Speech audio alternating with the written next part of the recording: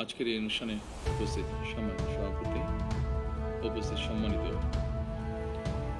স্বরাষ্ট্রমন্ত্রী, সম্মানিত প্রতিরক্ষা উপদেষ্টা, সম্মানিত সেনাবাহিনী, নৌবাহিনী এবং বিমান বাহিনীর প্রধানগণ, সেনাবাহিনীর ঊর্ধ্বতন কর্মকর্তাগণ, মহাপরিচালক, বর্ডার গার্ড বাংলাদেশ, 2009 সালে পিলখানায় শাহাদাত বরণকারী সদস্যদের পরিবারবর্গ ও নিকটাত্মীয়গণ, পিলখানায় চাকরিরত সেই সকল সেনা অফিসার যারা দুঃসহ স্মৃতি আজও বয়ে বেড়াচ্ছেন, সামরিক ও বেসামরিক কর্মকর্তাবৃন্দ এবং সম্মানিত উপস্থিতিবৃন্দ, আসসালামু আলাইকুম। মাহে রমজানের এই পড়ন্ত বিকেলে আমি শ্রদ্ধার সাথে স্মরণ করছি মহান মুক্তিযুদ্ধের বীর শহীদদের, 90-এর গণ আন্দোলন এবং 24-এর গণ অভ্যুত্থানে শাহাদাত বরণকারী সকল ছাত্র জনতাকে গভীর শ্রদ্ধার সাথে স্মরণ করছি 2009 সালের 25 এবং 26শে ফেব্রুয়ারি পিলখানায় সংগঠিত বর্বরোচিত হত্যাকাণ্ডে শাহাদাত বরণকারী 57 জন দেশপ্রেমিক সেনা কর্মকর্তা সহ 74 জন বীর শহীদকে। আমি তাদের আত্মার মাগফিরাত কামনা করছি এবং শোক সন্তপ্ত পরিবার বর্গের সদস্যের প্রতি জানাই গভীর সমবেদনা।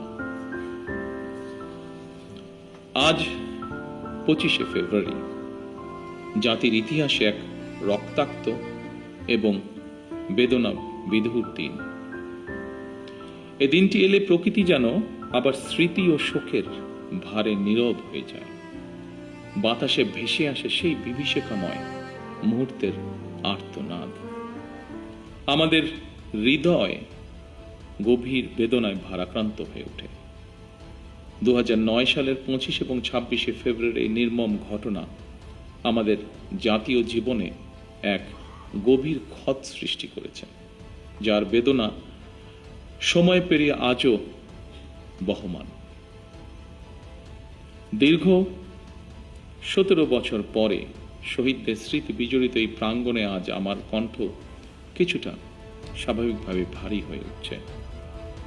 আমি কেবল একজন জনপ্রতিনিধি হিসাবে নয়, একজন সেনা পরিবারের সদস্য হিসাবে, একজন সহযোদ্ধার সন্তানের মতন আপনাদের সামনে, আপনাদের সাথে আজকে উপস্থিত হয়েছে।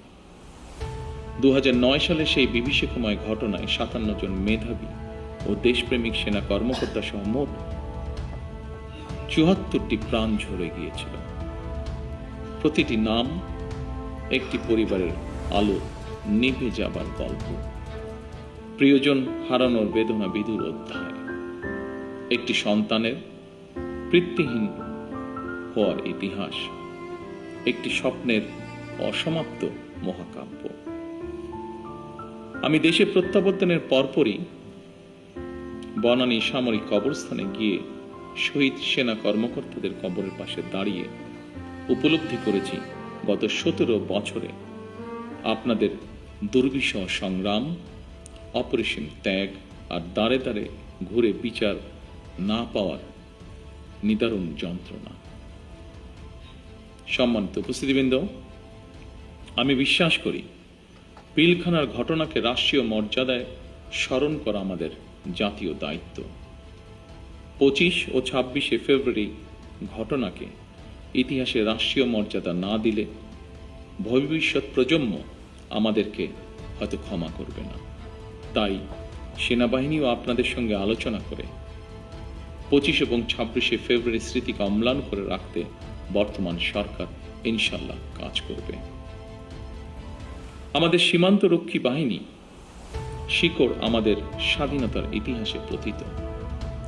1971 সালের যেদিন চট্টগ্রামের কালুরঘাট বেতার কেন্দ্র থেকে শহীদ রাষ্ট্রপতি জিয়াউর রহমান স্বাধীনতার ঘোষণা দিয়েছিলেন, সেদিন সেনাবাহিনীর সাথে তদানীন্তন ইপিআর এর সদস্যবৃন্দ বেতার কেন্দ্রে দায়িত্বে নিয়োজিত থেকে গৌরবময় ইতিহাসের সাক্ষী হয়েছেন এবং মহান মুক্তিযুদ্ধের সূচনা লগ্ন থেকে সেনাবাহিনীর সাথে অবিস্মরণীয় অবদান রেখে চলেছেন। পরবর্তীকালে শহীদ রাষ্ট্রপতি জিয়াউর রহমান সীমান্তরক্ষী বাহিনীকে সুসংহত করতে বিশেষ গুরুত্ব আরোপ করে অবকাঠামোগত উন্নয়ন এবং প্রয়োজনীয় সংস্কার কাজ করেন।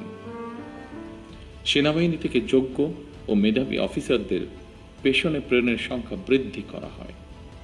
1978 সালে এই বাহিনীর ইতিহাসে সবচেয়ে বড় ঘটনা হল সামরিক কায়দায় নতুন করে পুনর্গঠিত করা।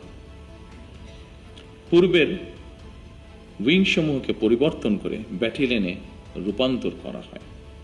দুটি নতুন ব্যাটালিয়ন সংযোজন করে বাহিনীর সংগঠনকেও পরিবর্ধিত করা হয়। দীর্ঘ সংগ্রামের পর আজ জনগণের রায় নির্বাচিত সরকার দেশ পরিচালনা করছে। দেশের প্রশ্নে আমরা সীমান্ত বাহিনীকে আরো আধুনিক ও সুসংহত করব ইনশাআল্লাহ। আমাদের সদস্যরা দেশপ্রেম ও পেশাগত উৎসর্গতায় সীমান্তে দায়িত্ব পালন করবে ইনশাআল্লাহ। বাংলাদেশের স্বাধীনতা যুদ্ধে এবং স্বাধীনতা পরবর্তী দেশ গঠনে সেনাবাহিনীর রয়েছে উজ্জ্বল ইতিহাস। সেনাবাহিনী আমাদের সার্বভৌমত্বের প্রতীক। আমি মনে করি পিলখানার এই মর্মান্তিক ঘটনা ছিল আমাদের সার্বভৌমত্বকে নস্যাৎ করার একটি অপপ্রয়াস। পিলখানার ঘটনার পরিক্রমায় আমাদের জাতীয় নিরাপত্তার কাঠামোর দুর্বলতা ফুটে উঠেছে।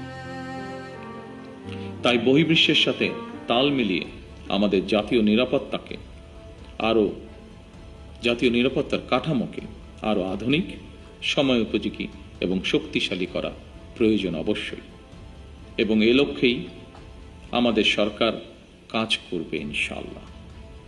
একই সাথে শহীদ পরিবারের সদস্যদের কল্যাণে তাদের সন্তানদের শিক্ষা, চিকিৎসা ও পুনর্বাসনের জন্য দীর্ঘমেয়াদী সুরক্ষা ব্যবস্থা গড়ে তোলার প্রতিশ্রুতি আমরা এরই মধ্যে ব্যক্ত করেছি।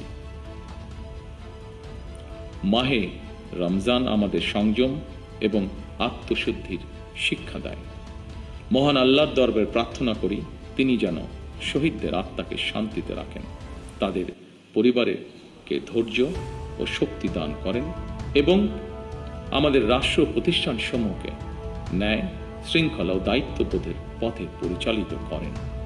পরিশেষে আজকের এই অনুষ্ঠানটি আয়োজন করার জন্য যারা অক্লান্ত পরিশ্রম করেছেন, এই অনুষ্ঠানটিকে সুন্দরভাবে উপস্থাপন করেছেন, তাদের সকলকে আমি আমার পক্ষ থেকে আন্তরিকভাবে ধন্যবাদ জানাই।